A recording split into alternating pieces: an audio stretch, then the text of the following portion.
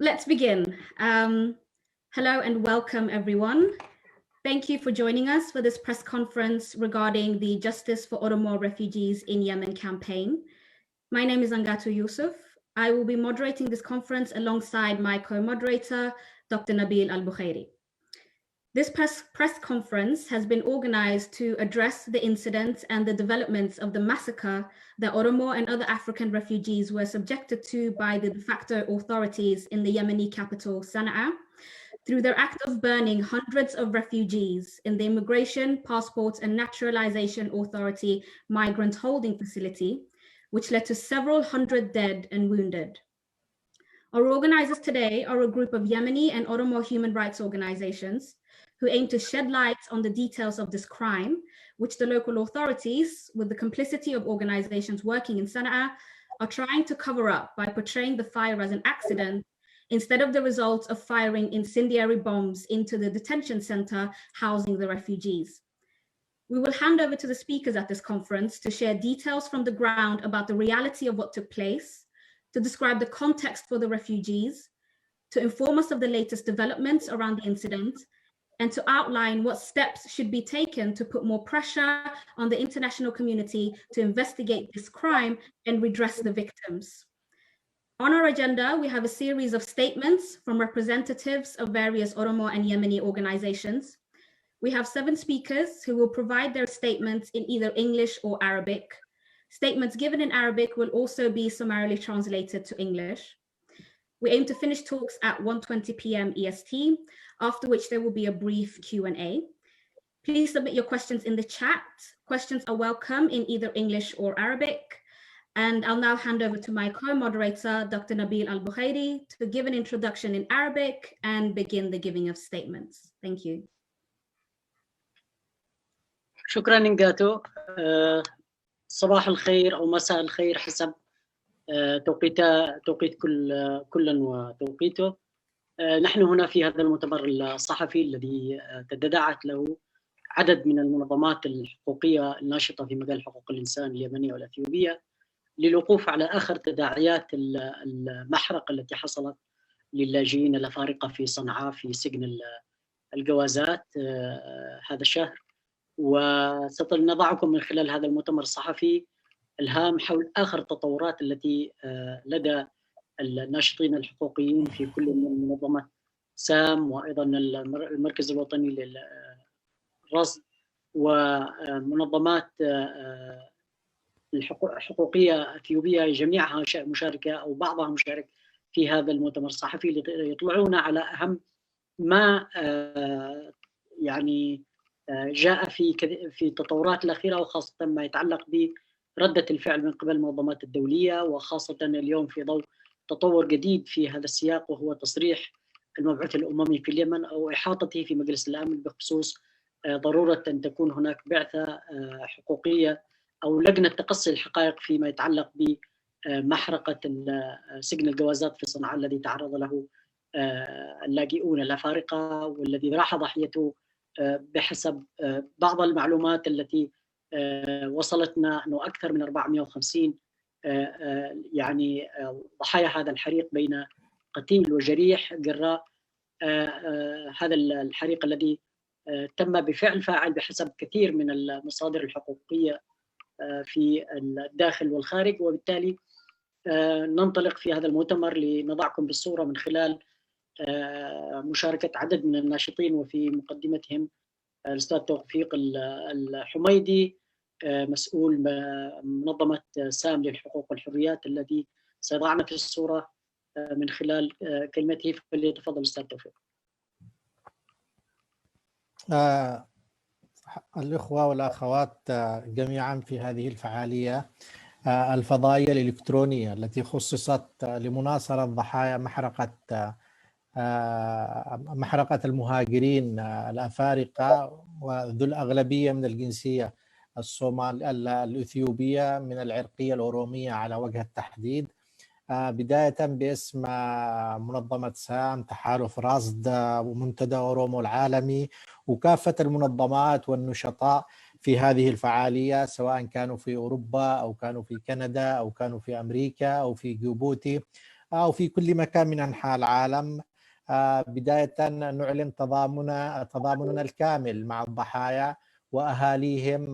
نتمنى الرحمة للشهداء للقتلى، نتمنى الشفاء العاجل للجرحى. ندين بشدة كما هو موقفنا لهذه الجريمة الشنعاء التي وقع ضحية بحسب معطيات منظمة الهجرة العالمية أكثر من 43 قتيل وأكثر من 170 جريح، لكن تظل هذه أرقام غير دقيقة، لأن بحسب شهادة الشهود الأرقام ربما تفوق هذا العدد بصورة كبيرة جدا. ولذلك عملية وجود لجنة تحقيق مستقلة وتقصي حقائق أصبح أمرا ضروريا. منذ هذه المحرقة هذا الفريق يعمل منذ أسبوع في اجتماعات متواصلة من أجل أن ينظم لمثل هذا اللقاء ولمثل هذا المؤتمر، ليكون صوت للضحايا، يوسع دائرة الضغط والتعريف بهذه القضية بصورة كبيرة. أنا في حقيقة من خلال هذه الكلمة التعريفية أو الترحيبية أخص بالشكر الأستاذ نبيل، الأخ رياض الدبعي، الأخ حسام، الأخت أمل التريب، أنجاتو، جمال، أيضا جمدة، وكافة الإخوة الذين ربما لا أعرف أسمائهم لكن شاركوا بقوة خلال أسبوع كامل، إضافة إلى المحامي البريطاني جالاتو الذي يشاركنا أيضا هذا المؤتمر.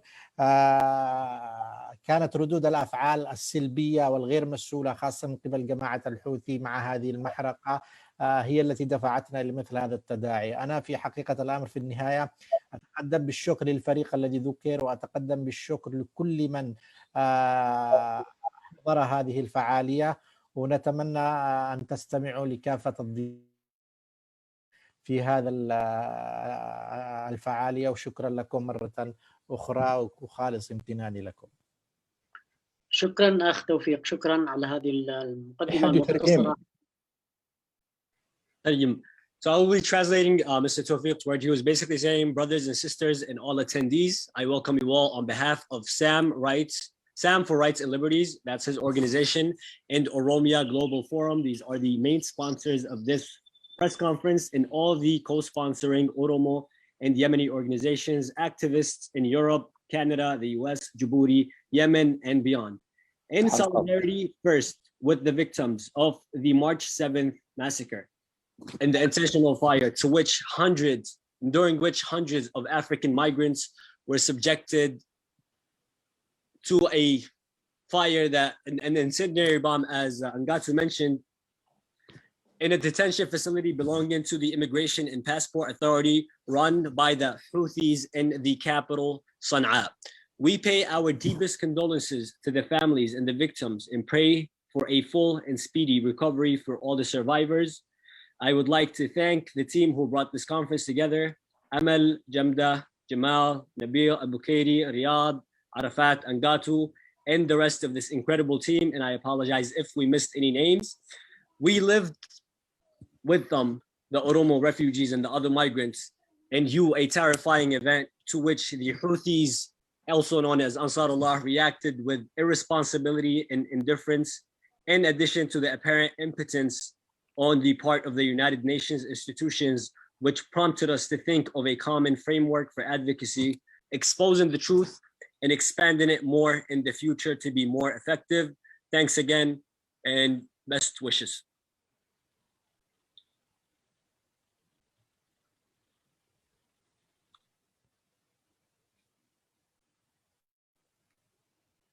افتح أخ نبيل الميكروفون.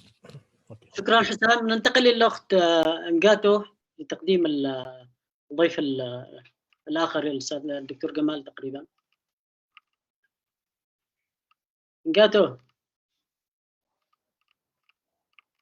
Are you here, Ngata? Yes, I can hear you. I can't unmute myself, unfortunately. So, but thank you for allowing me to unmute. So, I would like to introduce our next speakers. We have Jamal Siddiq, who is the Executive Director of Oromia Global Forum. And we also have Dr. Trevor Truman, who is the chair of Oromia Support Group. They will be delivering statements on contextualizing the cause of the Oromo exodus from Ethiopia, past and present, and the plight of Oromo refugees in Yemen. Jamal, if we could start with you.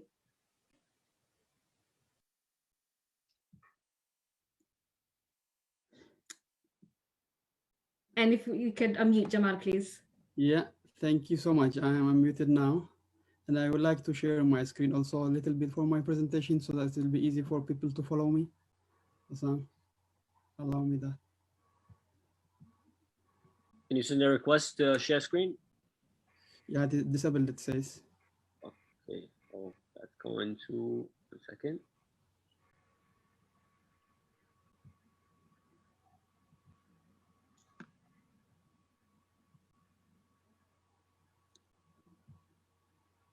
Okay, it's good. You will have to be co-host in order to share the screen. So, Tumsa, if you're still the host. It is working. It's working. Wait, let me. Sharing it? Yes, I'm seen it? about to share. Yes, about to. All right.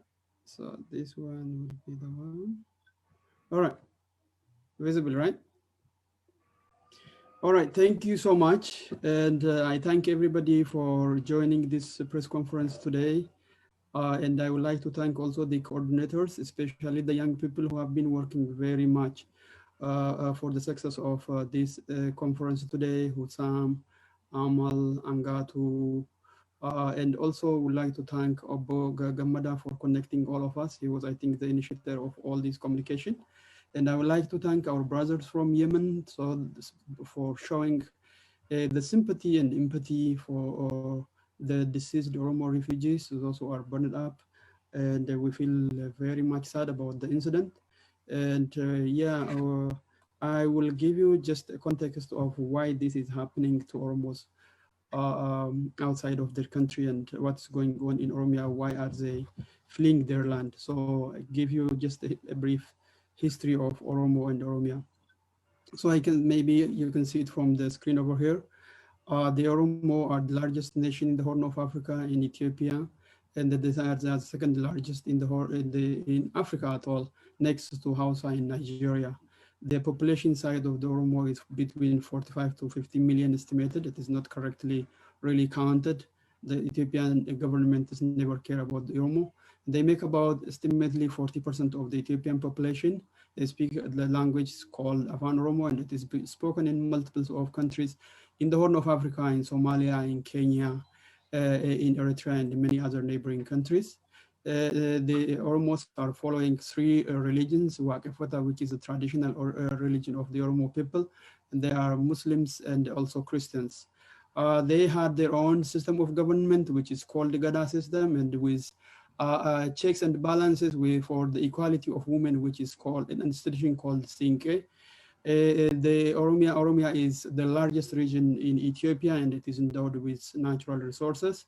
So there is a paradox to this, as you can see on my screen.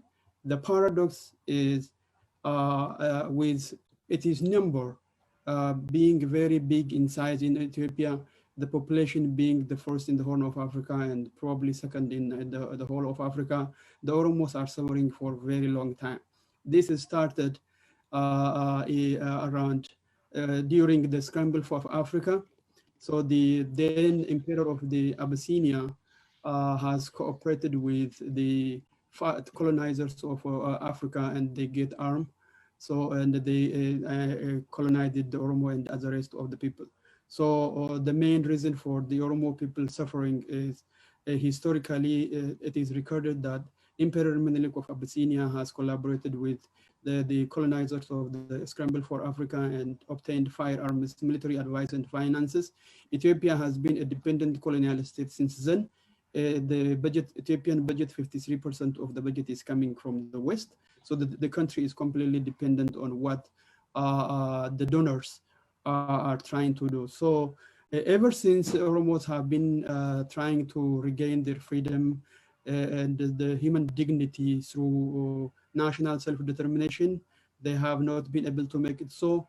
So they have been struggling. Due to this struggle, they were forced to flee their land. So what you see in Yemen and all over the world, in Saudi Arabia, in Djibouti, in Somalia, in Kenya, you find every year thousands of new Oromo refugees are fleeing because of the persecution at their own home. They cannot live on their land.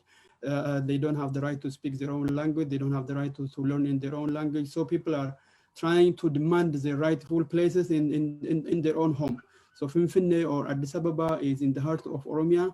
There are a lot of international institutions, but still when the Oromos are suffering, they don't have that much voice. So being the majority numerically, economically, politically, linguistically, culturally, they are among the marginalized communities within the Ethiopian empire. So this is the context for why the Oromos are fleeing and going to Yemen and other areas for the last almost 100 years. So this is what we want the people of the world to understand. And we are very much thankful for the Yemeni people and other peoples around Oromia and around the globe for supporting the Oromo refugees all along. And the incident that has taken place on the 7th of March, we understand is not really a hallmark of the Yemeni people, because there were so many Oromo pioneers, prominent Oromo political leaders who lived in Yemen, who has been supported by the people of Yemen, who took Yemen itself as their second home. So we see this incident as something that wrong must have been happening in Yemen, maybe in the last few years. We hope that this will change. And we just wanted to say, even though we are very much sad about the incident, we don't consider this as deeds of the Yemen people. We know that it doesn't represent them. And we would like to call on the organizations that are operating in Yemen, the UNHCR, the human rights, UN human rights branches, and international human rights organizations to push pressure on the local authorities so that people will get their justice or seek justice for the massacred Oromos. With this, I would like to conclude, and I will thank everybody for joining us today. And we will have some references for you on the website later on. And we will have also more cooperation, more collaboration with all the organizations which have been facilitating this. We are very much thankful to the organizers, the Yemeni organizations which joined us. We are very much thankful to the Oromo organizations which have been cooperating to make this successful. And thank you. With this, as I pass to Dr. Galato, he is going to give you the current context of the Oromo situation at home and also abroad. Thank you so much.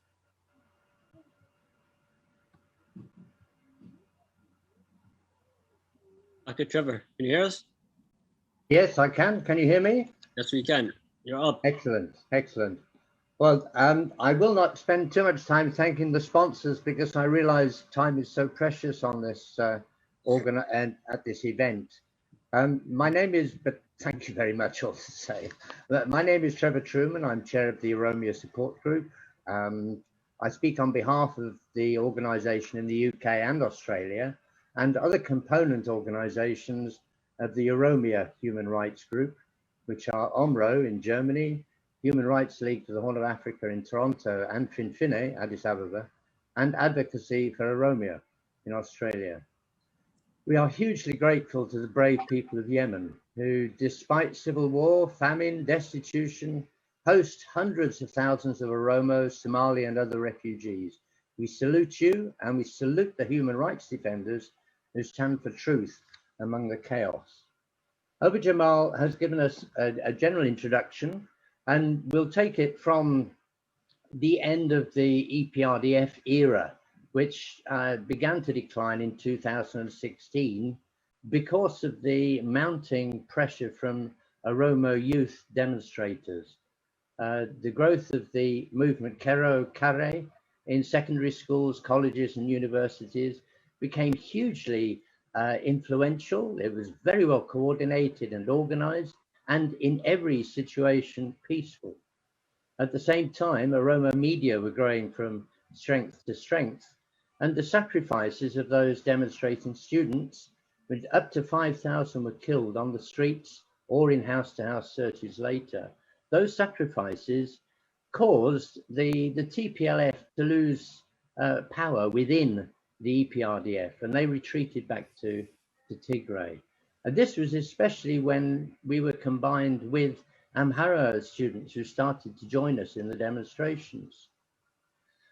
And then Abiy Ahmed, with Oromo political backing and with his security and military know-how, took over the vacuum in the EPRDF when the TPLF basically withdrew to Tigray. But unfortunately, the former political dinosaurs, really, the people who held sway in Ethiopia for the preceding 150 years or so, they wanted to return to those days of Amhara hegemony, and they saw a promise of Abiy, and they backed him to the hilt. Unfortunately, Abiy seems to think that he is appointed by God. He's appeared in Pentecostal prayer meetings with senators in the USA, which declare him as divinely appointed Emperor of Ethiopia, which he believes to become a superpower. And this was revealed to him in a dream. The Oromo Liberation Front were welcomed back with absolute glee by the Oromo population in September 2018, when Abiy seemed to show openness to all of the previous opposition groups in Ethiopia. But the strength of the welcome given to the OLF in September 2018, with 5 million on the streets in Finfinne, in Addis Ababa, this scared many people. They did not want to see any reduction in the Amhara influence in Ethiopia, and were fearful of Oromo taking their undeniably correct place at the steering of Ethiopian politics. But after years of subjugation under the TPLF, there was an Amhara backlash of the old pan-Ethiopian dinosaurs or the Amhara nationalist dinosaurs. And we underestimated their strength, really. And there's a great push now to return to the winner-takes-all zero-sum politics of previous administrations in Ethiopia. We saw this very obviously in November with the invasion of Tigray, which took the stand of holding an election despite orders by the federal government not to, ostensibly because of COVID, but also they were invaded because they disobeyed the instructions regarding the election, and also because they had hold of half of the military hardware of the federal government of Ethiopia. And so the federal government felt they had to invade Tigray before, well, to make a preemptive strike. And any opposition to this idea of one culture, one language, one history, one religion, Ethiopia, is met with bloody violence everywhere. It's not just in Tigray. We saw 100 Kimant killed in Amhara region in 2019. In Southern Nations, Nationalities and Peoples region, 150 Sidama killed in 2019, 50 Walaita killed in 2020. And in the border area of Amhara region and Benishangul Gumuz, thousands have been killed and displaced, another 329 in December and January recently. And we've seen violence and unrest and interethnic strife in Afar region, Somali region, all over. There is chaos, lack of rule of law, and insecurity. And until the invasion of Tigray, with its war crimes, mass rape, killings of refugees, and massacres of men, women, and children, before then, the brunt of violations carried out by Abiy Ahmed's regime were against the Oromo. I watched a video clip a few days ago of Tigrayan youths being casually searched by Ethiopian soldiers and then shot and pushed over a cliff edge. And government supporters say that Oromia is next. And this is what we're going. حسام شوية شوية. حسام لو تترجم فقرة يعني. Are you speaking to me, Tawfiq? هو بيتكلم انجليزي يا استاذ توفيق، ما في داعي للترجمة. أقصد تترجم 3 دقائق تعمل ترجمة مختصرة يعني. Okay, هذا okay إن شاء الله. Would you like me to speak slowly, more slowly? No, continue. You're good. Okay. He was just asking the moderators to if they could summarize this after you're done. Thank you. Right. A military command post was set up across Oromia in the beginning of 2019 to systematically eliminate all support for opposition Oromo parties. Soldiers walking into homes, farms, shooting youngsters or taking them away to military camps where they're tortured to death or executed, bodies thrown in the bush. Youngsters are being taken out of police custody in prisons and shot dead. Boys and girls are being taken to military camps and gang raped. There's torture at a crude and more nasty level than under the EPRDF. We're seeing bodies mutilated in life and in death. There's worse regard for human life now than we've seen since the Red Terror in 1977, 1978. Under the TPLF, with the Oromo Support Group, over a 20-year period from 1992 to 2012, we documented 4,500 killings by the regime of Meles Zenawi. Under Abiy Ahmed, despite the media blackout, and not counting the atrocities in Tigray, in 2 years and 2 months, we've already recorded 1,700 deaths. So that's a third as many as occurred in 20 years under the previous regime. And so we're seeing more refugees. And the people who are committing these atrocities are the ones who are in control of the media. So we see media blaming the victims for the atrocities carried out against them.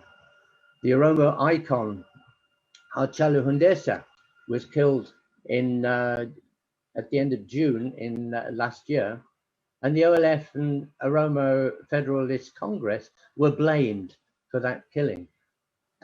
Demonstrations, rightly, but then the people who were demonstrating were blamed for more killings and more violence and unrest.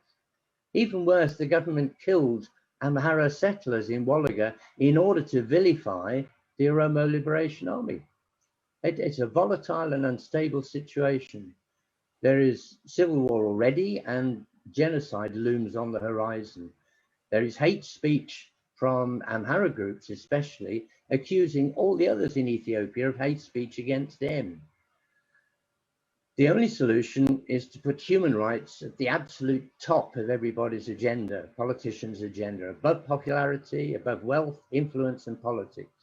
And I salute all individuals and organizations who are helping to make this happen.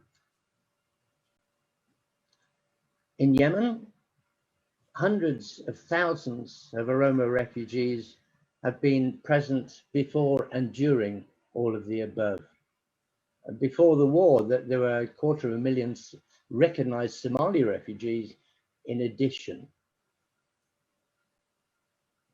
Even in the increase in the intensity of the civil war in 2015 didn't stop people fleeing persecution and economic hardship in Ethiopia to go to Yemen. And although over 100,000 left Yemen in 2016, 70,000 of these to the Middle East, there is still a lot of Oromo making the passage, the dangerous passage across the Red Sea to Yemen. The only thing that seems to have reduced this has been COVID, really. The civil war didn't stop 138,000 arriving in 2019. And COVID, however, has reduced the arrivals last year to 37,000. I presume the incident is going to be covered in depth by later speakers, but there is plenty more to say about what happened recently. But I must salute the agencies that have brought this conference together and the brave and wonderful people of Yemen who are helping to support those who need it most. Thank you.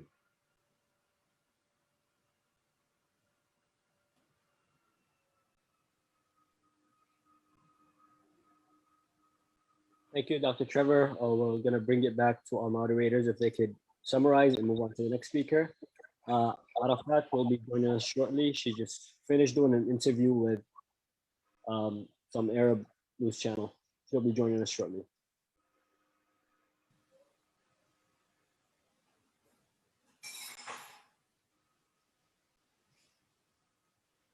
حسام؟ المتحدث القادم من معنا بعدهم؟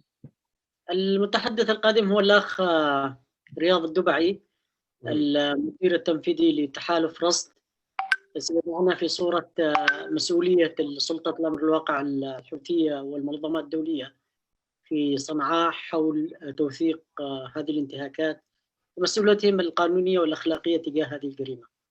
الأخ رياض يتفضل. شكرا جزيلا. تسمعنا؟ شكرا جزيلا أستاذ نبيل. تصحيح فقط، أنا مسؤول وحدة الرصد والتوثيق في تحالف رصد، ولست المدير التنفيذي. المدير التنفيذي هو الأخ مطهر. في البداية شكرا لكم وشكرا لكل المنظمين واللي نسقوا واللي تابعوا واللي كان لهم الجهد الأكبر في أن نكون هنا حاضرين معكم. وفي البداية الرحمة لكل الذي توفوا في صنعاء، والشفاء العاجل للجرحى، وخالص التعازي لكل أخواننا الإثيوبيين. وما حصل لأخواننا الإثيوبيين في صنعاء وللأفارقة هي جريمة حرب بكل معاني الكلمة. كان هناك عمل ممنهج لهذه الحادثة. نحن في تحالف رصد وثقنا العديد من هذه الحالات، وتعرف أنه في صنعاء مسألة أنه المجتمع المدني أو المنظمات تعمل في رصد وتوثيق الانتهاكات هي عملية صعبة، بحكم أنه الحوثي لم يعد هناك مجتمع مدني، ولم يعد هناك إعلام، ولم يعد هناك صحافة في مناطقه. وراصدين بالإضافة إلى راصدين، أعتقد أنه منظمات سام يعملوا سرا في صنعاء. من خلال رصدنا وتوثيقنا لهذه الانتهاكات، ومن خلال معرفتنا بحكم أنه راصدين كانوا قريبين من الجريمة، كان هناك عمل ممنهج حيث تم إحراق واحد من الهناجر التي يأوي لأكثر من 450 من المهاجرين. كان هناك اعتصام من قبل المهاجرين، وبحسب المعلومات التي وردتنا من المهاجرين داخل اليمن، كان امامهم 3 خيارات: اما ان يدفع لهم مبالغ بسيطه وعليهم العوده الى عدن، او انه يتم دفع مبلغ من قبلهم ما يعادل 25,000 ريال يمني لتجديد ترخيصهم، او انه يذهبوا الى السجن او يذهبوا الى الجبهات.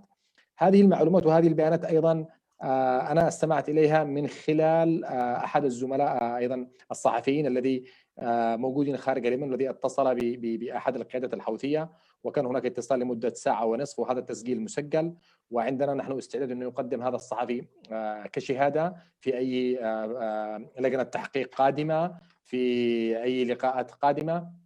إضافة إلى أنه كان هناك أيضا مشكلة حقيقية، هي صار المهاجرين بالوسط بين سلطات الأمر الواقع وبين منظمة الهجرة الدولية.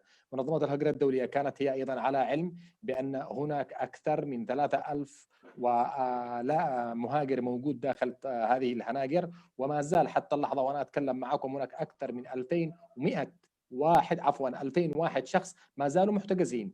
هناك أكثر من اللي توفوا عدد أكثر من 64 شخص. هناك أكثر من 170 جريح، إضافة إلى جرحى آخرين حالتهم خطيرة، هم 200 جريح.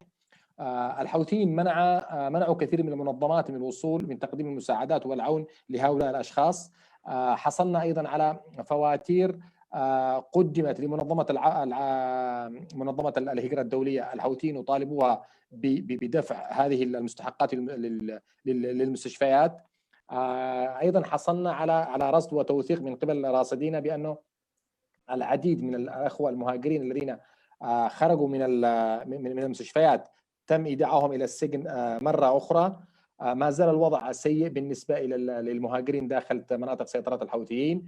يتحمل مسؤولية هؤلاء الأشخاص هم الحوثيين باعتبارهم سلطة أمر واقع موجودين في اليمن. بحكم أن اليمن دولة موقعة ومصادقة على اتفاقيات اللاجئين ولديها التزام أخلاقي والتزام قانوني، هذا التوقيع وهذا التصديق أيضا يسري على مسألة على سلطة الأمر الواقع. مارس الحوثيين أبشع الانتهاكات بحق كل اليمنيين من ضمنهم هؤلاء المهاجرين، لكن ما حدث للمهاجرين كان عمل ممنهج. تحدثنا إلى صحفيين كانوا بالقرب من هذه الحادثة، كان خلال اليومين اللي سبق الحرق كان هناك قصف لطيران التحالف العربي، أراد الحوثيين أو عملوا على إيعاز أو سربوا نوع من لكلام من الصحفيين بأنه يتم حرق هؤلاء الأشخاص ومن ثم يتم استخدام إلصاق التهمة بالتحالف. نتحفظ نحن على أسماء الصحفيين، لكن إذا كانت هناك لجان تحقيق دولية، إذا كانت هناك لجان تحقيق محلية أو لجان تحقيق من المنظمات الدولية، هم على استعداد لإدلاء بشهاداتهم. تقدر ترجم يا أستاذ حسام؟ So Mr. Riyad is speaking on behalf of the Rust Coalition, which is one of the top monitoring groups of human rights violations in Yemen. And he's saying, according to the monitors that they have on the ground, first, obviously, he started by thanking everybody for joining, paying his deepest condolences to the families of the victims, and hoping for the full justice for everybody. What happened to our brothers and sisters is a war crime by all standards, the likes of which we have documented extensively on multiple occasions through Rust. It's systematic and methodological. It's not the first time it happens. And if we don't stop it, it might not be the last. The refugees had three choices. The first one is to join the Houthis in their fight and on the battlegrounds, which has been done. And as we speak today, there are multiple and hundreds actually of refugees who are fighting with the Houthi forces in Ma'rib and in other cities of Yemen, or be given a small sum of money to be deported back to Aden.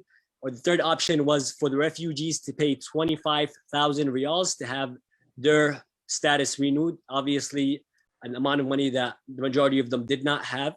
Refugees are right now at the mercy of the Houthis and the incompetence and indifference of the international organizations, the United Nations, the international migration organizations, and their likes. Until this very moment, thousands of refugees are still being imprisoned in terrible conditions. We have monitors on the ground as we speak who are willing to participate in any interview and are willing to participate in any future investigative effort. And the last point he mentioned is that some of the reporters have even reported that the Houthis were actually burning refugees or killing them and then blaming the Saudi-led coalition. And he's willing to share the names of these reporters with any interested. تفضل واصل. بالنسبة للمنظمات الدولية أيضا الجانب الآخر، للأسف المنظمات الدولية لم يرتقي خطاباتها، لم ترتقي بياناتها وتقاريرها وإدانتها لمستوى الحدث. يعني حتى الآن المفوضية السامية لحقوق الإنسان لم تكن بمستوى، لم تأخذ الأمور على محمل الجد. أيضا بعض المنظمات الموجودة زي فريق الخبراء، زي لجنة العقوبات، والأهم من ذلك أن المفوضية السامية لحقوق الإنسان حتى الآن لم تبدي أي جهد في مسألة كشف وتحقيق لهذه الحديثة. الآن ما يحدث أنه قام الحوثيين بدفن بحدود 43 شخص. هذه ليس، نحن في المجتمع المدني لا نعتبره هذا دفن للضحايا بقدر ما نعتبره هو دفن للجريمة.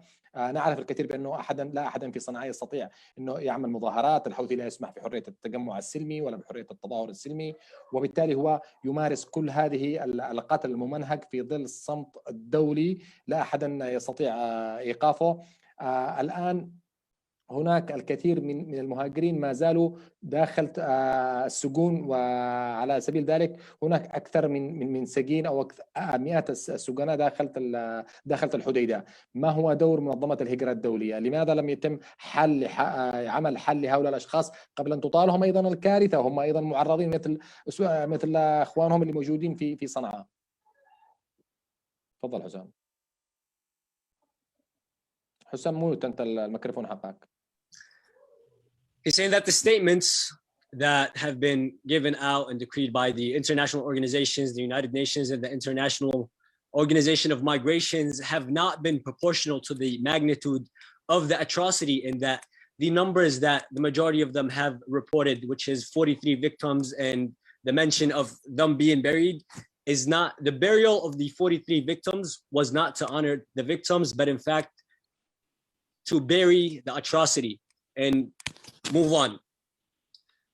The numbers that are given by these organizations who are under Houthi authorities are not recognized, and we call on the United Nations panel of experts and all the other organizations to form an independent team to investigate it further. تفضل. أخيرا يجب أن يتحرك المجتمع الدولي، ويجب أن يكون هناك صوت واضح من المنظمات الدولية، ويجب أن يكون هناك إدانة حقيقية تشير إلى الجهة التي ارتكبت هذا الجرم، ويجب أن يكون هناك لجان تحقيق دولية أو لجنة من المنظمات الأممية التي توجد مكاتبها داخل اليمن. لدينا في اليمن المفوضية السامية لحقوق الإنسان، ولديها اتفاقية دولية مع الحكومة اليمنية، وهي من أرقى الاتفاقيات بالشرق الأوسط. المفوضية السامية لديها راصدين في كل المحافظات اليمنية بما فيها تعز وعدن وكل المحافظات، وبالتالي هذه الحادثة هي تبعد عن مكتب المفوضية 4-5 كيلومترات، مش كثير. يجب على المفوضية السامية أن تقوم بدورها، وهذه دعوة المفوضية السامية، ويجب أيضا على فريق الخبراء أن يقوم بدوره وأن يدون هذه ويرصد ويوثق هذه الحادثة في تقريره القادم التي سيكون في سبتمبر 2021. أيضا على منظمة الهجرة الدولية أن تأخذ الأمور على محمل الجد، وأن تحاول تساعد هؤلاء الأشخاص وتقدم لهم يد العون والمساعدة، وأن تشير إلى هذه الجريمة بوضوح، والذي يتحملها جماعة الحوثي باعتبارهم سلطة أمر واقع، وهم من يدوروا هذه البلاد على الواقع تحت سيطرتهم. شكرا. We call on the international community and the international non-governmental organizations, the United Nations and the the International Organization for Migration, to take this seriously and to take a serious stand and to condemn the people by name and to call things as they are, stop the sugarcoating and call out the Houthis, given that they are the de facto authority under which this horrific atrocity was committed, and to hold all those who were responsible accountable. And okay, we can go on to back to our moderators. We can bring on the next speaker. Next speaker, ننتقل الآن إلى الأستاذ جمدة سوتي، مسؤول شبكة مستقبل أوروبا.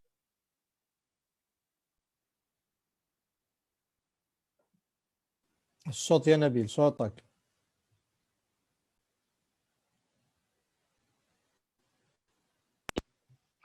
ننتقل الآن إلى الأخ جمدة سوتي، الصحفي الإعلامي مسؤول شبكة روميا مستقبل روميا. هذا الصحفي اللي كان له دور في متابعة هذا الحدث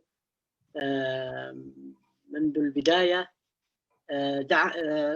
يحدثنا حول ردة فعل اليمنيين حول هذا الحادث، أو طوال أيام الحادثة، كيف تفاعل الناس مع هذه الجريمة وأدانوها. تفضل أخ جمدة. خلي الأخت أنغاتو تعرف عليه بسرعة باللغة الإنجليزية. Go ahead, أنغاتو. Thank you. Yes, if I may just also introduce Gamada Suti Alarumi in English. So he's a journalist for Hegere News Network, and he will be speaking about the reaction and the role of Yemenis during this incident. So please go ahead, Suti Alarumi. جمدة. صوتك جمدة، صوتك.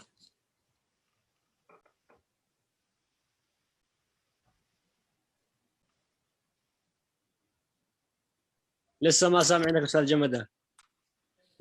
Okay, wait, one more time. Oh, I think he probably needs to be unmuted. I just requested. Okay, we can hear you now. We should be able to hear you now.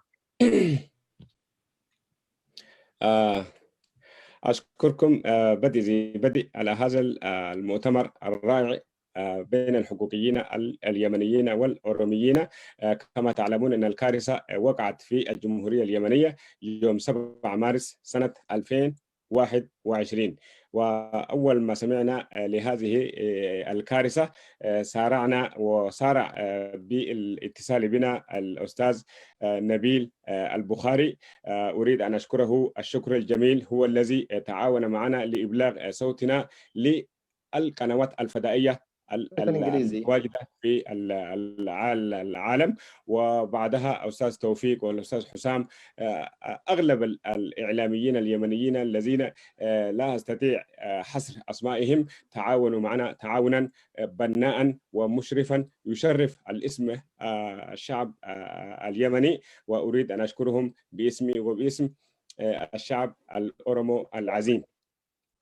وكما تعلمون بعد حصول هذه الكارثة بمساعدتكم استطعنا أن نبين للعالم مدى هذه الكارثة، والذين راحوا ضحية هذه الكارثة ليس لهم ذنب إلا كونهم أوروميين لاجئين في الجمهورية اليمنية، راحوا في هذه المحرقة الذي ليس لهم ذنب فيها.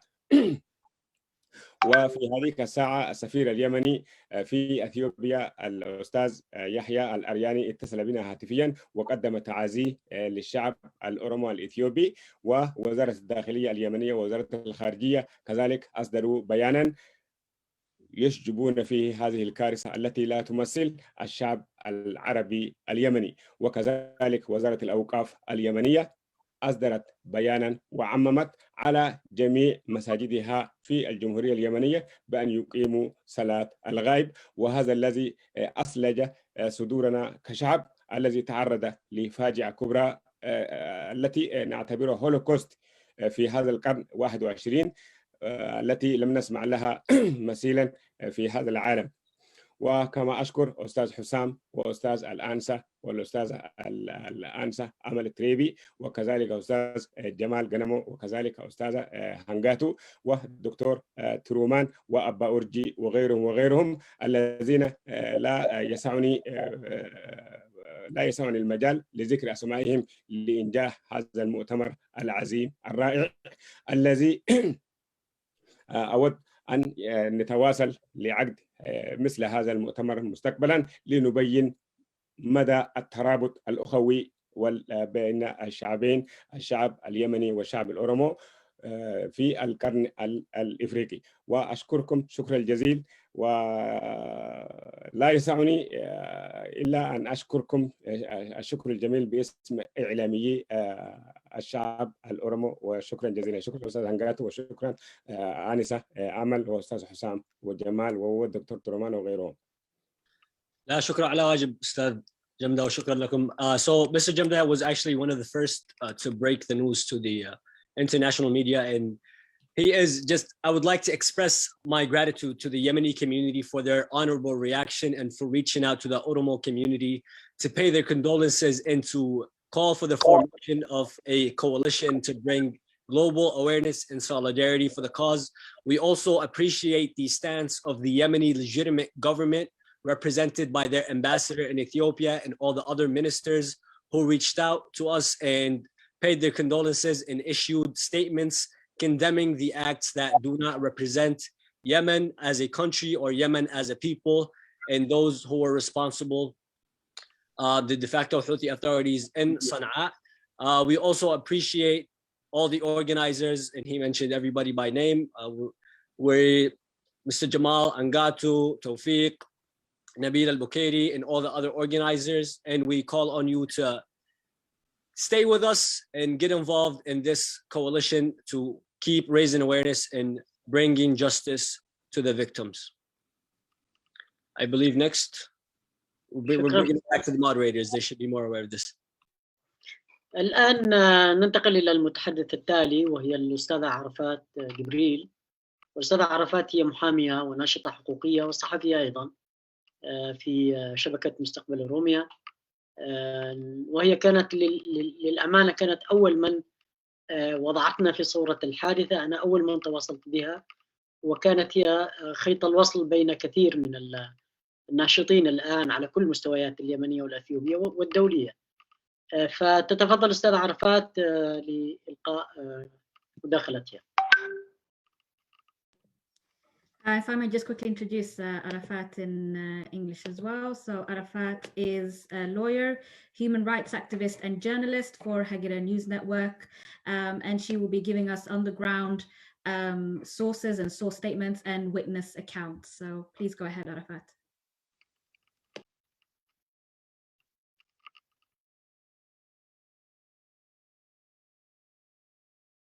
الصوت أخت عرفات. Arafat, I'm inviting you to unmute. Okay. بسم الله. تسمعوني الآن؟ ألو، تسمعوني؟ سامعينك. بسم الله. أولاً أتقدم بالشكر لكل المتواجدين في هذا المؤتمر وعلى رأسهم منظمة سام وجمعيات الأورومو وكل الصحفي متواجد في هذه المنصة. طبعاً حصل في تاريخ 7 يوم الأحد تاريخ 7 من هذا الشهر بعد الظهر داخل السجن الجوازات مصلحة الهجرة والجوازات في صنعاء تم إلقاء قنبلتين على مجموعة من المحتجزين داخل السجن، واللي قاموا بإلقاء القنبلة هم كانوا حوثيين. طبعا إحدى القنبلة هذه كانت مسيلة للدموع والثانية هي القاتلة، والسبب الإلقاء عليهم هذه القنبلة هم أن المحتجزين عملوا إضراب عن الطعام وطلبوا ترحيلهم إلى بلادهم، وذلك لأن يعني قالوا إحنا ما عندنا لا توجد لدينا مبالغ ندفعها لكم، أو إحنا لا إحنا قادرين للذهاب إلى الجبهات. وبعدها عملوا الإضراب تماما، يعني رفضوا الأكل وتشاجروا الحراس مع المحتجزين داخل، اتشاجروا، بدأت المناوشات بيناتهم، وبالتالي المحتجزين كانوا قالوا للعساكر الحوثيين إحنا لدينا متحدثين باسمنا، إحنا ما نقدرش. لما كان يضربوهم يعني الحوثيين بدأوا بالضرب المحتجزين، قالوا إحنا لدينا متحدثين، شخصين متحدثين عننا يتكلموا معاكم، وقاموا بإخراج الشخصين هذا من الهنجر إلى خارج. والمتحدثين هذا تم إبلاغ المطالب اللاجئين والمهاجرين الموجودين داخل الهنجر، وبعدها قاموا بالتشاجر مع المتحدثين مع العساكر الحوثيين، وبعدها قاموا بإطلاق الرصاص على هؤلاء المتحدثين أمام عين المحتجزين. والمحتجزين طبعا أثاروا غضب، هذا الشيء أثار غضبهم، وبالتالي قاموا بالاحتجاج أكثر، والعساكر قاموا بخروج من المكان إلى الخارج، وتم طلب قوات ثانية والدخول إلى السجن. وطبعا القوات الثانية هي كل القوات هي يعني حوثية. القوات الثانية أجت وقامت برمي قنبلتين على المحتجزين اللي داخل السجن، والقنبلتين هذه القنبلة الأولى هي كانت مسيلة للدموع، والثانية هي اللي قامت طبعا بقتل المحتجزين هذا. والمحتجزين اللي داخل اللي موجودين كانوا في الهنجر هذاك الوقت ما يقارب تقريبا 500 شخص، وهذا بشهادة اللي نجوا من المكان. طبعا بعدها تم أخذ المصابين، لما بدأ اندلعت النيران في المكان وصار المكان يعني خارج سيطرتهم، قاموا باتصال على سيارات الإسعاف والمطافي أجت وقاموا بكسر الجدار الموجود في الهنجر، وهذا الشيء مبين عندكم بالصورة، يعني في صور بهذا الشيء ومبين. وبعدها قاموا بإخراج الموجودين داخل الحنجر، واللي صاروا يعني مش في الأغلب اتفحموا، صاروا جثث واتفحموا في المكان، بس كان في بعض الناجين منهم وخرجوا من المكان، وبقية العنابر خرجوهم من المكان أسعفوا الناس إلى المستشفى الثورة والمستشفى الجمهوري كمبدئيا يعني. وبعدها في المكان كله حوطت الميليشيات على أساس إنهم لا يتم تسوير ولا توثيق أي حاجة تماما، وتم أخذ الإصدار وأخذ الجوالات من اللي موجودين داخل، وقاموا بتسوير هذا. وطبعا بصعوبة جدا جدا وصلتنا الصور هذيك الجثث المتفحمة وهذيك الصور اللي من البداية صوروا وخرجوا ورا سيارة الإسعاف عشان إنهم اتجهوا إلى المستشفى. وداخل المستشفى طبعا في المستشفى كمان قاموا بإخراج كل اللي موجودين، العاملين النظافة اللي موجودين من اللاجئين في الأقسام، بحيث إنهم يعني كانوا متخوفين إنهم بيقوموا بتصوير الجريمة وتوثيق الحالات. عشان كذا قاموا بإخراجهم تماما، وعدم إدخال أي شخص لاجئ، أي شخص يعني من بوابة المستشفى، أي شخص أسمر، إنه سواء كان صومالي أو أثيوبي أيا كان يعني، إلا ببطاقة يمنية كانوا بيدخلوهم، لأن أصلا كان في إزعاج في المكان. وكان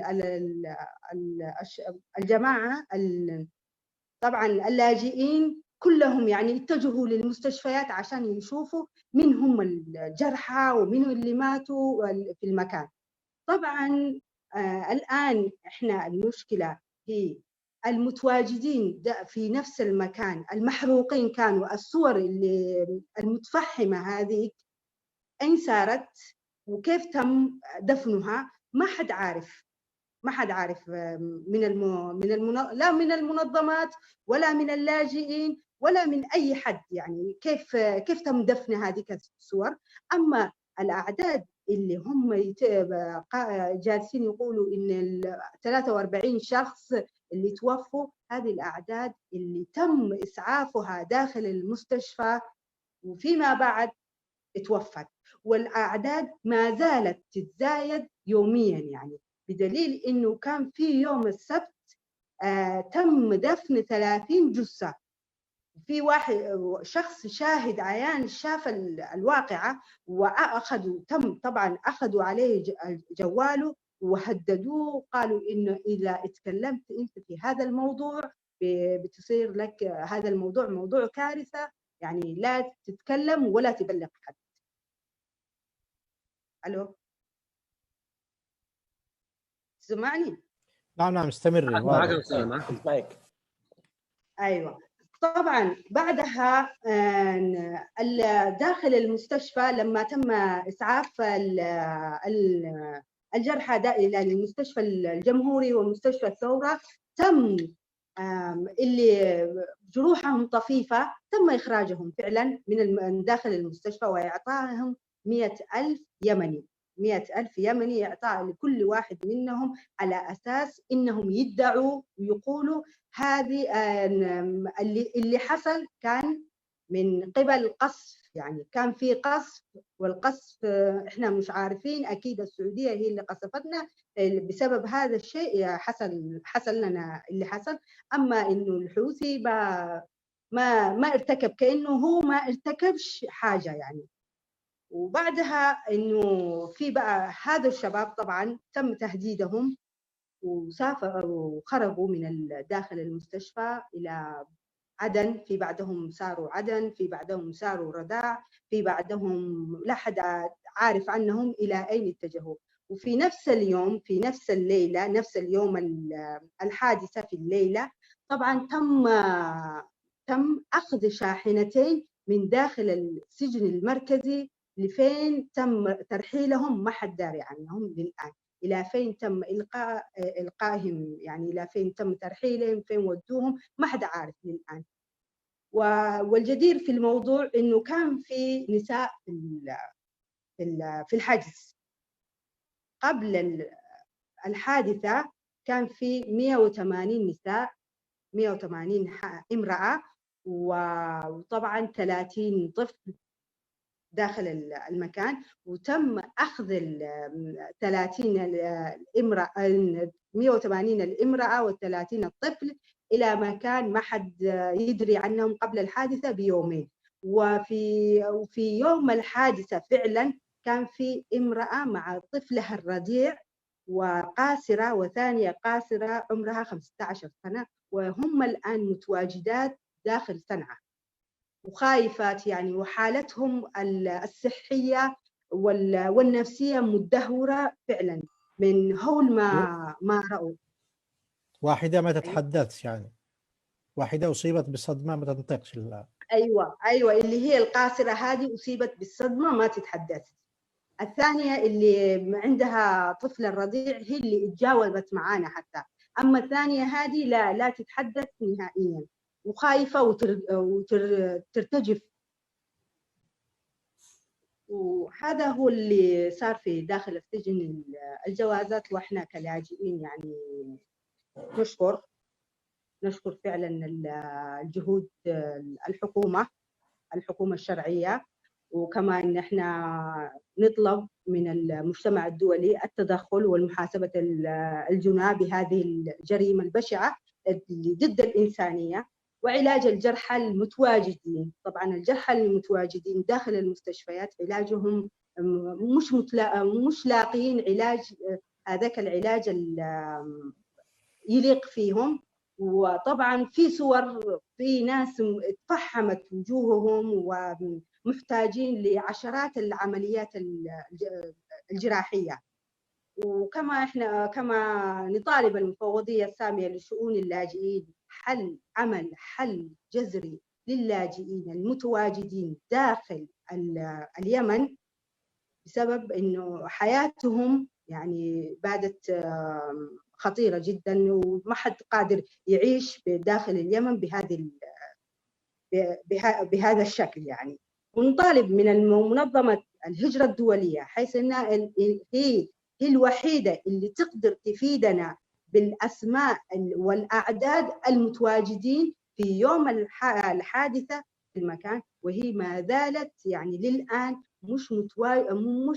ما تتجاوبش مع أيا كان الشخص. يعني في ناس يطالبوا بهذا الشيء، في ناس أهاليهم مثلا، إحنا في ناس بدأوا يتواصلوا معنا وقالوا كان آخر مرة ابني ولا زوجي كان داخل السجن، اتصل علي وهو داخل السجن صنعاء، بس الآن أنا مش عارفة يعني فين هو، هل هو داخل السجن، ما زال داخل السجن، ولا هل هو من المتفحمين جثتهم، ولا فين هو، ما حد عارفين، احنا مش عارفين. عشان كده احنا نطالب المنظمة الهجرة الدولية التعاون معنا، كونها هي اللي من لديها السجلات والأسماء الأموات والمجهولين. وشكرا.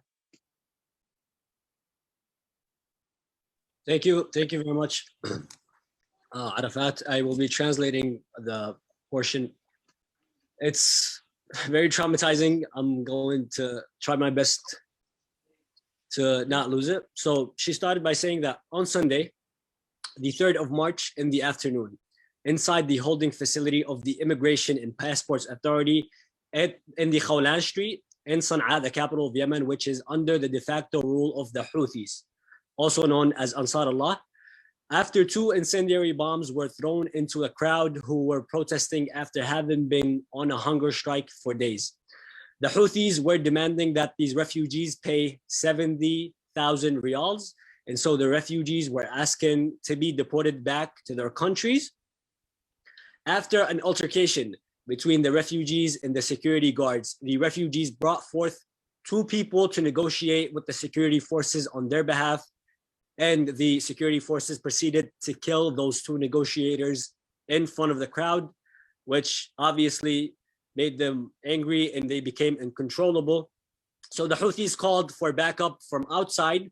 The backup came, and right away they threw 2 bombs. One of them was a tear gas bomb and the other one was an incendiary bomb into a closed, overcrowded hangar with more than 500 people. Given that its capacity, it was only limited to 100 people. It was overcrowded, according to the IOM, to 3 times its capacity. A lot of the people who were there, their bodies were burned beyond recognition. The hangar was closed and it contained an easily inflammable mattresses, which made the fire even more it was more inflamed. That's why the fire was caught up to the whole building.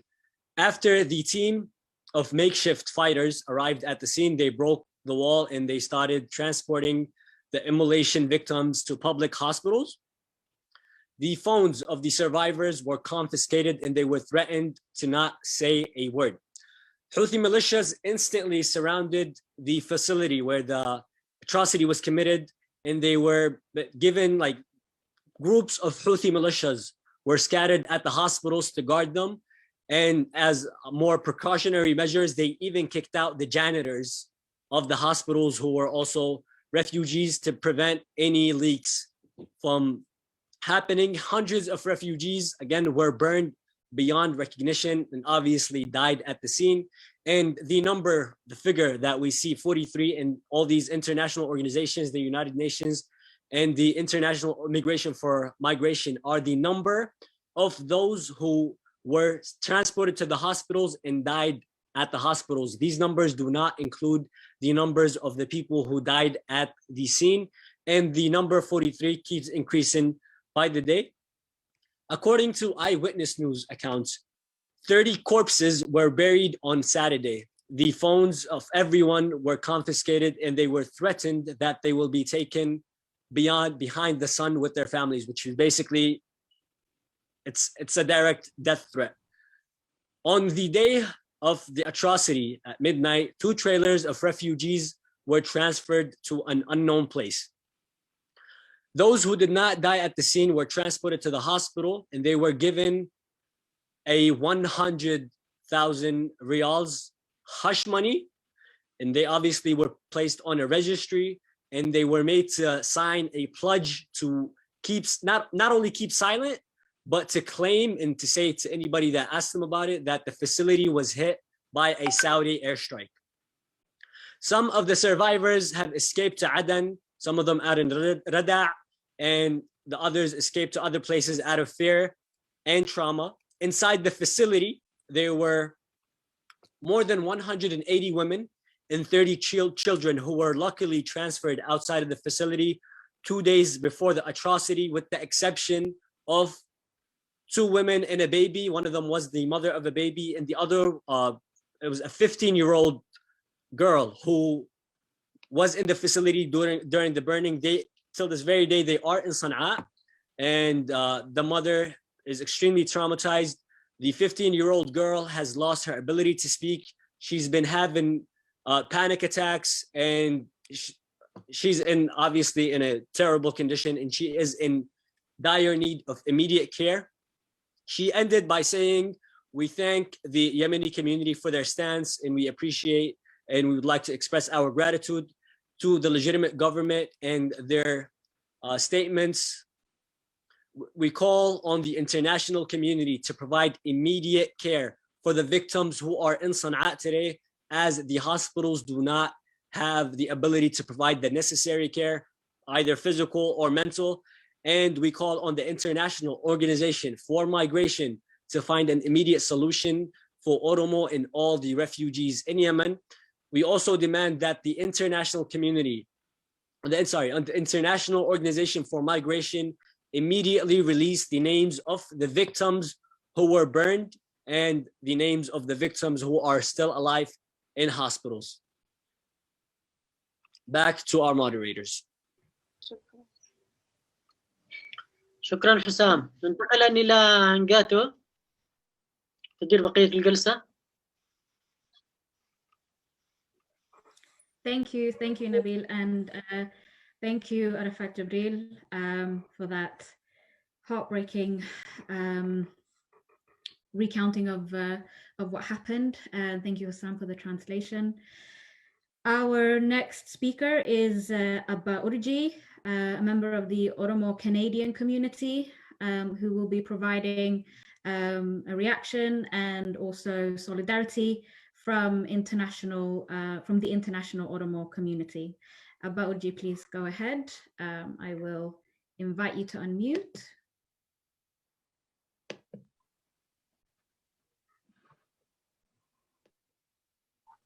تفضل. Thank you very much. Hello, everyone. Thank you very much again.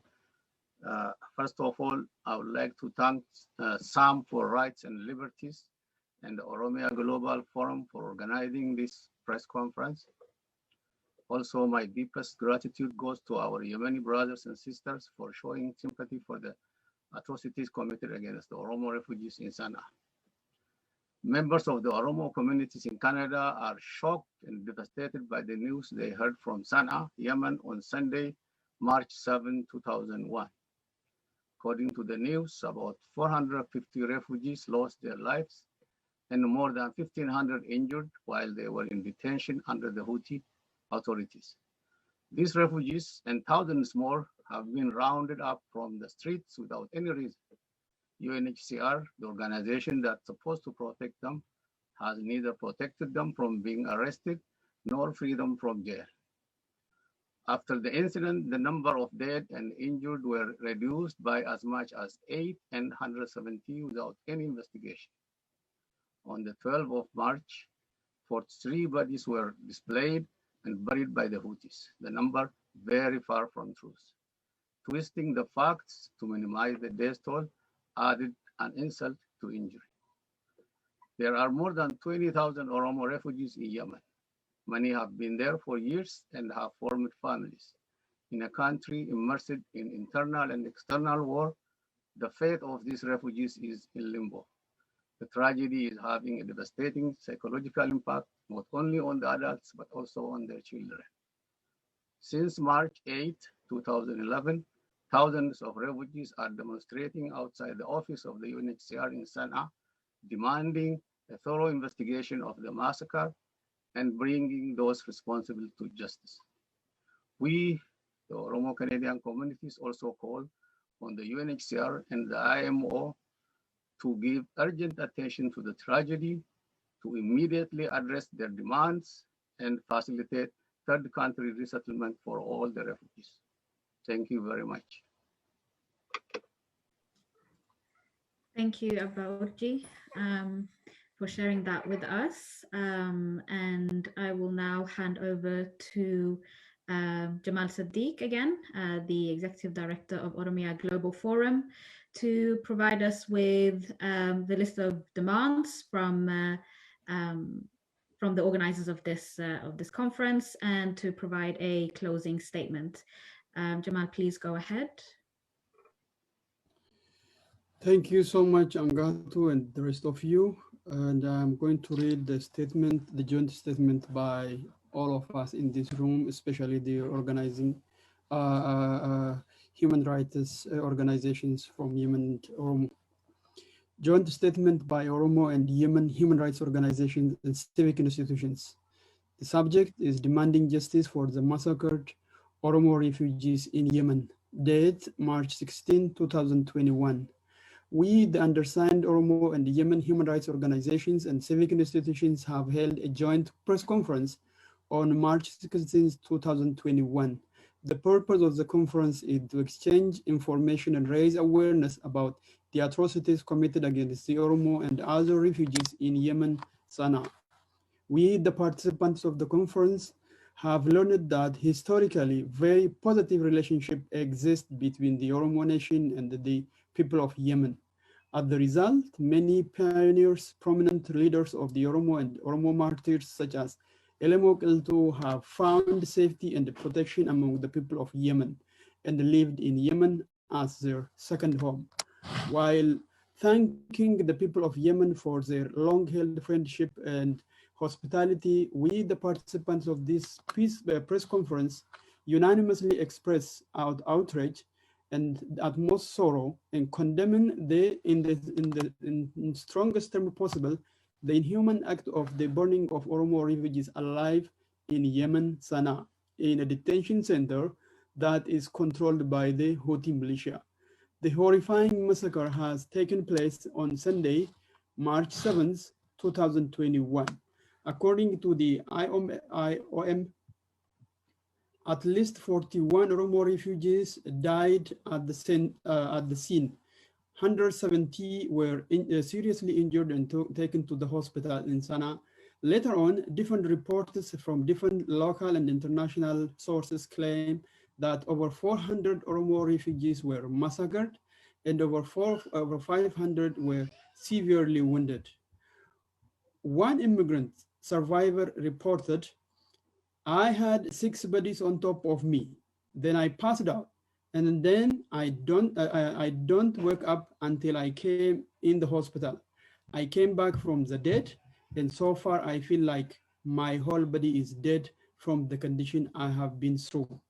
We believe an independent investigation is needed to ensure the correct numbers.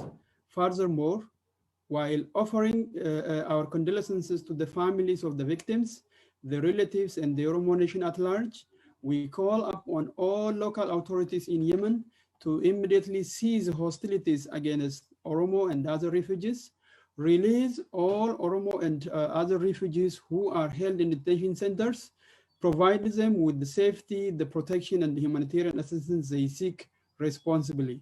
2, we call up on the UN Human Rights Commissioner for Human Rights to conduct credible, independent, and transparent investigations to identify and hold the perpetrators accountable and seek justice for the massacred Oromo refugees. 3, we call up on the IOM to open a hotline or a channel for Oromo refugees to contact international organizations and file their complaints to ensure their safety. We also demand the IOM to disclose the names of the massacred, the dead, the injured, whom they have already reported somehow. 5, we call up on the UNHCR to resettle Oromo refugees in third countries where their safety and protection can be safeguarded in collaboration with Oromo communities around the globe. In solidarity, we stand. The signatories are Oromia Global Forum, SAM for Rights and Liberties, Oromia Support Group, Bridge for Yemen, Union of Oromo Communities in Canada, RASD Coalition Yemen, Oromo Relief Association in UK, Human Shields, Oromo Human Rights and Relief Organization, Peace Track Initiative, Oromia Human Rights Group, and Global Oromo Communities Association.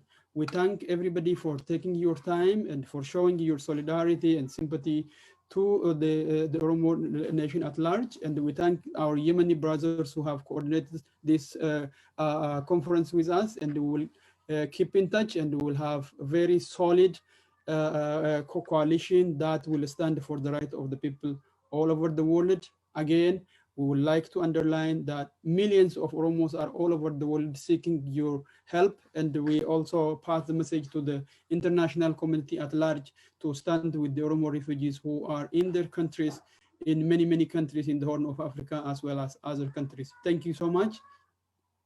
Thank you very much, Mr. Jamal, the head of the Global Oromo Forum. So I will just translate briefly the demands, and then we go into open 2 questions for the reporters in the crowd. So المطالب هي دعوة مفوض الأمم المتحدة السامي لحقوق الإنسان للتحقيق ومحاسبة الجناه وتوفير السلامة للاجئين في اليمن، دعوة المنظمة الدولية للهجرة لفتح خط ساخن، قناة للاجئين الأورومو للاتصال بالمنظمات الدولية وتقديم شكاواهم بصورة تضمن سلامتهم، دعوة جميع السلطات في اليمن، سلطات الأمر الواقع، إلى الإفراج الفوري عن الأورومو وجميع اللاجئين المحتجزين في مراكز الاحتجاز المعروفة وغير المعروفة دعوة المنظمة الدولية للهجرة والمفوضية بالتعاون مع مجتمع الأورومو حول العالم لإعادة توطين اللاجئين الأورومو في بلدان ثالثة.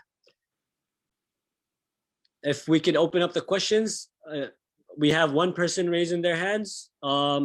Mr. Arafat Hamran, I will ask you to unmute, and we will have one more question and then close, inshallah.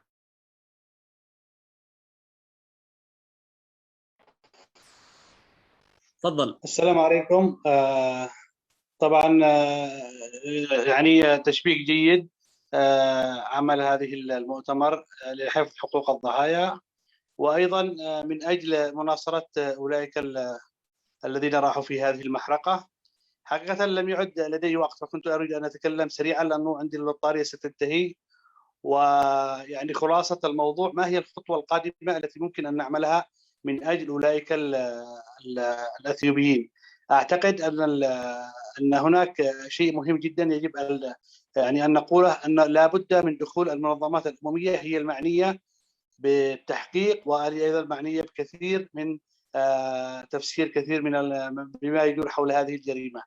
لذلك أرى أنه كتوصية في هذا المؤتمر أن يكون هناك يعني بيان واضح يعني يحشد فيه كثير من المنظمات اليمنية والإثيوبية وغيرها، تطالب بالتنديد بهذه الجريمة، وأيضا تطالب المفوضية السامية وأيضا المبعوث الأممي أيضا لابد أن يتحرك أو أن يصرح، وفريق الخبراء، وأن نبتعد كثيرا عن مطالبة لجنة تحقيق دولية، لأن هذه اللجنة دائما ما تأتي بأوقات متأخرة وربما تحتاج إلى عام كامل.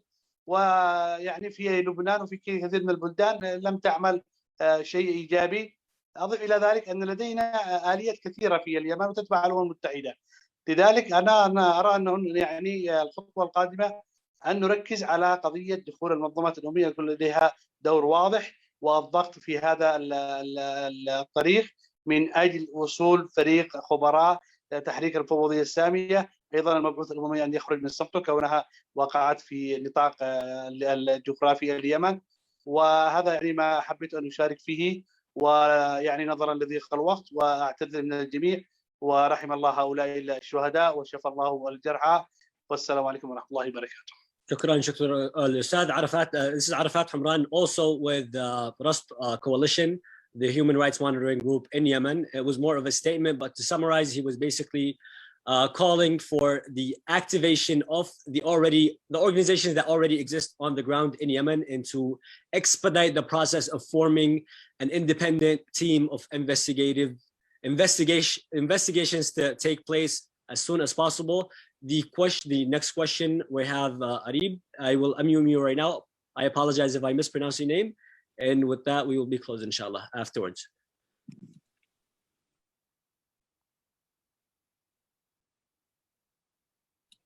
Thank you very much. First of all, I'd like to pass on my condolences to everyone who's sadly died in the fire. I just wanted to ask two questions. Number one, this crisis is not just something that happened overnight. It's been there for a few years now, and hundreds of Oromo people, as well as other individuals from East Africa, have been going to Yemen to try and get into Saudi Arabia. What would you like for the people who want to be resettled in another country? Because many of the individuals who've gone to Yemen don't want to go back to the countries of origin. They've been fleeing economic and also persecution in their own right. And my second question is, it's not just the Houthis, for example, who are also involved in Yemen, it's also the UN-backed government and Saudi Arabia. And I just wanted to ask if the organizations involved in this conference have considered contacting or attempting to kind of pressure the Saudi government to assist in this ongoing kind of situation. Thank you. Do you direct your question to a specific person, or is it open to anybody? Man, who would like to answer this question? Mr. Jamal, would you like to take a stab at it? وضح السؤال يا عرفة. بيسأل عفوا هو بيسأل عن موضوع توطين اللاجئين في بلدان ثالثة، لأنهم أغلب اللاجئين في اليمن لم يلجأوا إلى اليمن إلا بسبب معاناتهم في الداخل. وأيضا بذكر أنه طبعا الحوثيين هم ليسوا الوحيدين الذين يعني قاموا بمهاجمة أو بإضرار اللاجئين، وإذا في معنا أو أي جهة معها تواصل مع التحالف أو الحكومة الشرعية من أجل اللاجئين. أنا أعتقد السؤال الأول ممكن يجاوب على الأخ جمال متعلق بإعادة التوطين. ممكن بالسؤال الثاني أخذ أنا جزء والآخر رياض جزء. تفضل. So he's saying for the first question, he would like Mr. Jamal to speak about the resettling of refugees in third countries, and for the second question regarding different sides being a part of the problem, him and Mr. Riyad will take part in answering the question. I will unmute you right now, Mr. Jamal.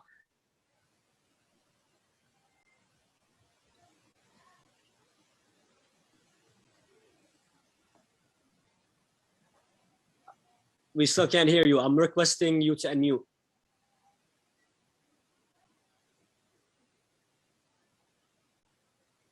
All right, do you hear me now? We hear you now, yes.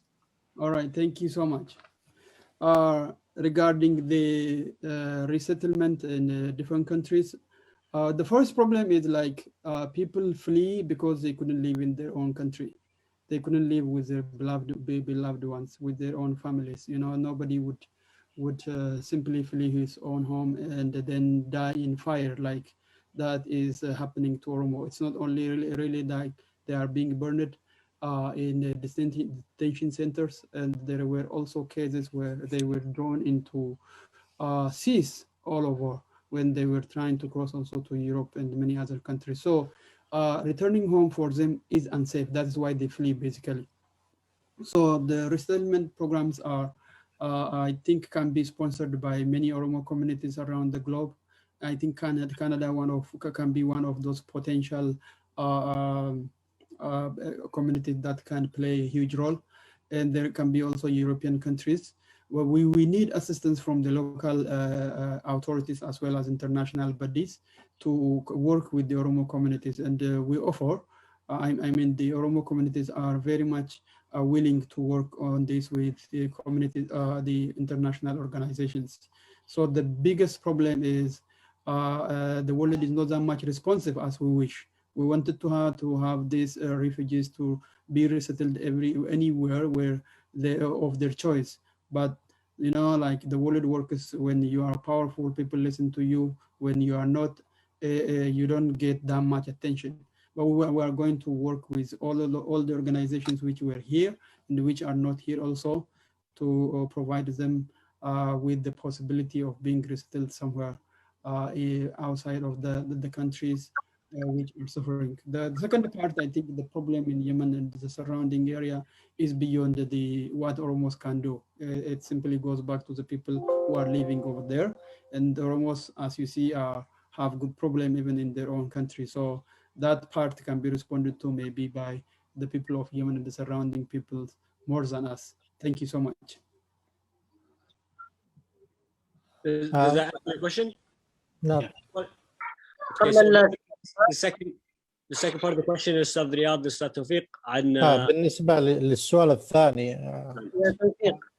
نعم. أنا قبل الإجابة أنا أستأذنكم لأنه مرتبط بعمل آخر الآن.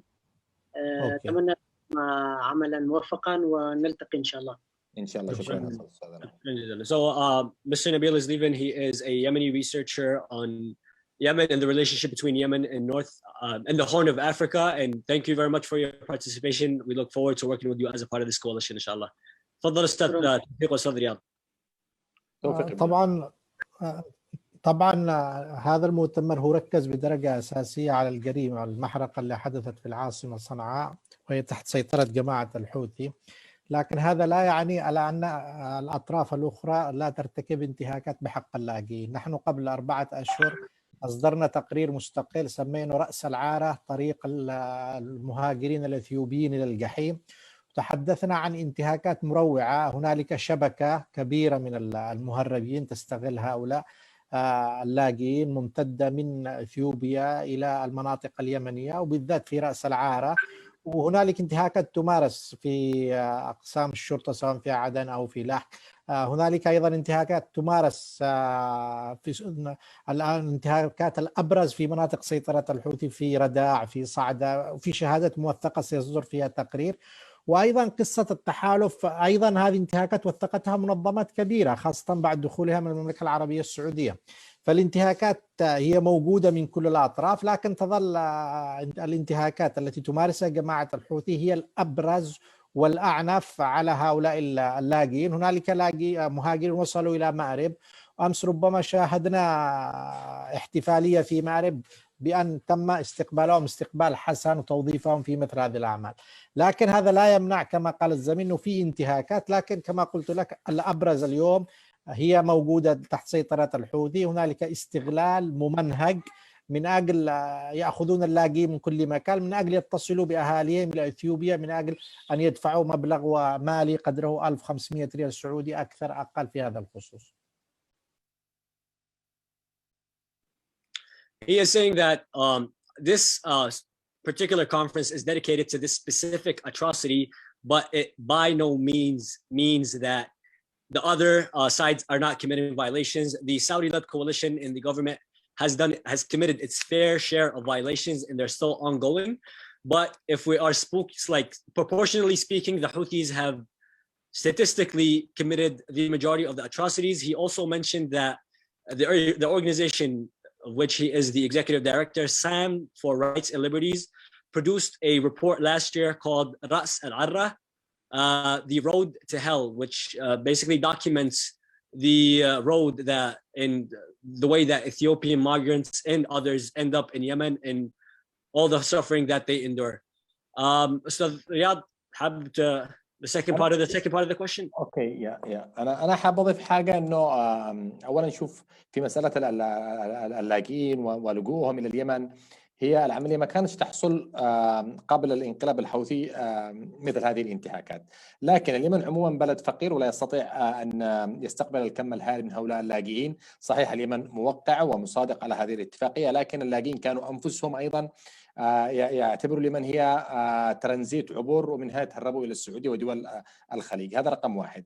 رقم اثنين، مثل ما قال توفيق، كانت هناك شبكات تهريب موجوده كثيره ومشتركين فيها من كل الاطراف، لكن دعنا نوضح هنا انه من اجل حل هذه المشكله يجب ان يكون هناك 3 أو 4 دول اقل حاجه مشتركه. اليمن ما تقدرش تحل هذه المشكله، يجب ان تتدخل اثيوبيا ايضا، يجب ان تتدخل جيبوتي واريتريا واليمن ويحلوا هذه المشكله باعتبار انه مشكله مشتركه. ثالثا، هذه الانتهاكات حدثت في بعض المحافظات مثل صنعاء. لماذا؟ لأنها تسيطر عليها جماعة الحوثي، وهذا معروفة، هي مارست كل الانتهاكات. حدثت مثل ما قال زميلنا توفيق انه في عدن وفي لحج، وهذه المناطق لا تخضع للسلطة الشرعية بكاملها، ويوجد فيها جماعات مثل الانتقالي، وهي ايضا تمارس الانتهاكات تعتبر خارج اطار الدولة. في مأرب رأينا الوضع مختلف مثل ما قال توفيق، تم ادماج هؤلاء المهاجرين، تم استقبالهم، تم ايجاد فرص عمل لهم في صندوق النظافه والتحسين، ما كانش في عليهم هذه الانتهاكات. ونحن يعني مثلا انا بالنسبه لي كشخص رياض عشت بصنعاء 35 سنه، ما شفت يوم انه واحد، ما سمعت يوم من هذه الانتهاكات اللي تمارس على اللاجئين، عكس بعد الانقلاب. وبالتالي هذه المشكله معضله كبيره. اليمن بلد فقير، ما تقدرش توجه الكم الهائل من هؤلاء اللاجئين، هم يعرفوا بان اليمن عباره عن دوله ترانزيت لا يقيمون فيها. كان كل العبء اللي تتحمله كانت منظمة الهجرة الدولية، إضافة إلى منظمة الأمم المتحدة لشؤون اللاجئين. وبالتالي هذه الانتهاكات حدثت في مناطق الحوثيين، وحدثت في مناطق الشرعية التي يسيطر عليها جماعات مسلحة وجماعات خارج إطار الدولة. العكس مختلف. أنا لا أدافع هنا عن الدولة، لكن لاحظت أمس ولاحظ ولدينا تقارير جاءت من مأرب عكس هذا الكلام. So he's just reiterating what Mr. Tawfiq was saying, that so anti-refugee violations were never committed to this magnitude under the government before the war, but the war has exacerbated the problem. There are obviously many warring sides who are not affiliated to the legitimate government. But this is not to defend the legitimate government. Obviously, the Saudi-led coalition has again committed its fair share. And he spoke about that there needs to be a cooperation between Yemen, Ethiopia, Djibouti, and Somalia, because Yemen alone cannot solve this refugee problem. Yemen is known as to be the most impoverished country in the Middle East. It's a poor country that is mostly used as transit by these refugees. They don't come to Yemen to settle, but to go to other countries. Many reports have documented this specific statement, and also the fact that the war and the situation right now has made it even harder for them to get out of Yemen, and that's why a lot of them end up getting stuck there. This specific atrocity was committed in the capital of Yemen, which has been under the de facto rule of the Houthis, which is why it's being highlighted in this event. And it's the worst and biggest in magnitude since literally the beginning of the war. It might be the worst actually atrocity, or the single day worst massacre since the beginning of the 6 years of war.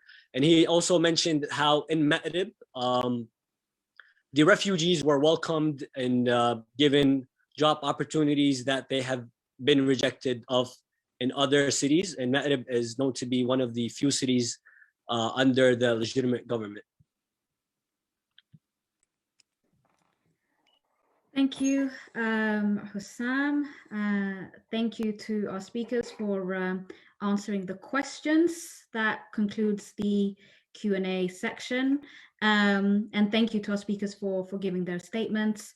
Thank you to everyone who's attended. We appreciate you joining us for this press conference. And we're grateful for the opportunity to have been able to share information and to share the truth about the incident that took place in Yemen. I'll hand over to Hussam to give some closing words, and then that will conclude our press conference. Thank you very much, Angatu, for the amazing moderation. Thank you to all our speakers. Obviously, this is the first step in a journey towards achieving justice for the Oromo and all the refugees in Yemen and beyond.